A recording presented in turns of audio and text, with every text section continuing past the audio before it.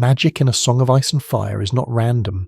It rises, it falls, it responds to the world, and today we're breaking down why magic faded from Westeros, why it has returned, and what it means for the future of the story. Hello everyone, and welcome to Storyteller's Codex. Here we delve deep into the rich lore of The Lord of the Rings, A Song of Ice and Fire, and the vast worlds beyond. On this channel, we blend the soothing power of cutting-edge technology with the timeless knowledge of dedicated storytellers. That's us, the voices behind the Codex. Settle in, relax, and enjoy. Magic in Martin's world is not a universal force. It's not evenly distributed. It does not behave the same across continents. Magic in A Song of Ice and Fire operates like a field, a fluctuating energy affected by geography, cosmic events, and ancient powers. Essos is far more magical than Westeros. Koth, Ashai, Yitai, and the Far East retain forms of sorcery that predate recorded history. Shadowbinders, warlocks, red priests, pyromancers, all of these traditions existed long before the rise of Valyria. The Valyrians did not invent magic. They discovered a specific form of magical resonance linked to volcanoes, fire, and dragons. In Westeros, by contrast, magic has always been tied to the others, the children of the forest, and the weirwood network. This is the first key observation. There is not one magic in Essos. There are multiple magical systems that rise and fall independently, and each system responds to different triggers. Thousands of years before the events of the books, Westeros faced the first long night. The others advanced south, bringing cold, terror, and death. The war ended through a combination of first men, children of the forest, the forging of the Night's Watch, and possibly powerful rituals now lost to history. After this turning point, magic declined for centuries. Why? Because the threat that awakened magic was gone. The others withdrew into the far north. The children dwindled. The pact between races dissolved. Weirwoods were cut across the south. Dragons had not yet arrived. Magic needs anchors. Without them, it thins.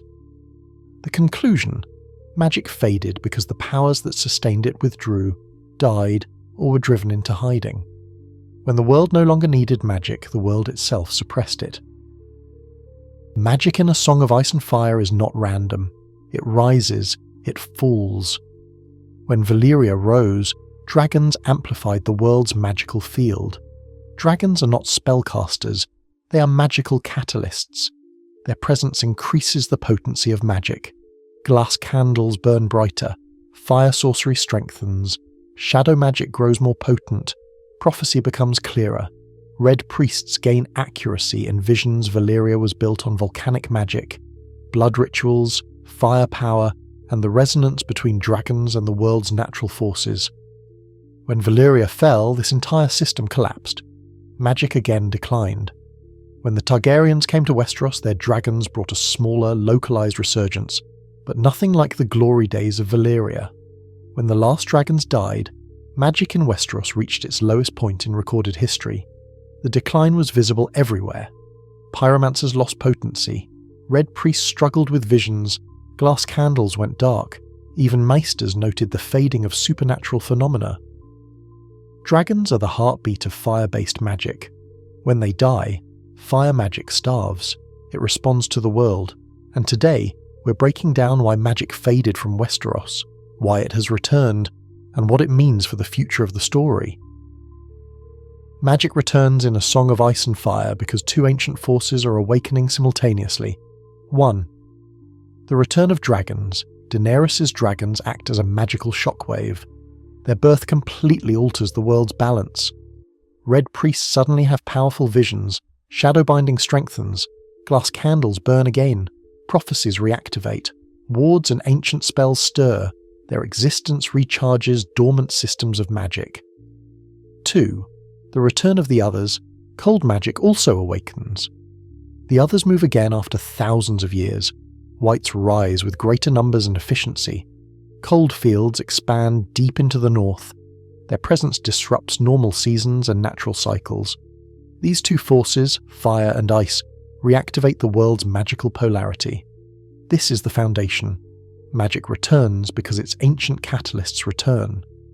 Both sides of the magical spectrum awaken, each intensifying the other. Magic does not return equally. Different systems react differently. 1. Fire magic strengthens the most dramatically. Red priests, shadowbinders, pyromancers all gain stronger abilities post-dragon birth. 2. Ice magic. The others spread cold, raise the dead, and manipulate ice as a supernatural substance. Their power grows as winter deepens. 3. Green sight and weirwoods. Bran's abilities grow rapidly, suggesting the children's magic rises as the others rise. Green sight is tied to the seasons and balance of the world. 4. Prophecy. Prophecies activate only during moments of great magical flux. The birth of dragons reawakened many ancient predictions. 5. Old Valyrian magic glass candles now burn again. This is unprecedented since the Doom. Every magical domain is responding not to one event but to two converging forces, the rise of the others and the return of dragons. Magic returning is not a blessing, it is a warning. When magic rises, so does catastrophe. Before the long night, magic was everywhere.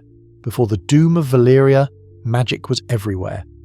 In both cases, massive civilizations fell. Magic is unstable, unpredictable, and deeply tied to imbalance. The world of Soiaf is entering a new age, an age where dragons, prophecy, ice, fire, and ancient powers will collide. This is not the world healing. It is the world remembering. Magic returns when the world is on the brink of transformation or destruction. And in Martin's world, those two things may be the same. Magic fades when the world is stable. Magic rises when the world is threatened. It is a barometer of global imbalance. Dragons bring fire, the others bring ice, and between them, the world of men stands unprepared. The return of magic does not promise hope. It promises conflict. Because in A Song of Ice and Fire, magic is not a gift. It's a sign that the world is entering an age where survival depends not on kings, but on the forces older than kingdoms themselves. If you're interested in The Lord of the Rings or A Song of Ice and Fire, click one of the links on the screen to dive deeper into the lore. Thanks for watching, and we hope to see you next time.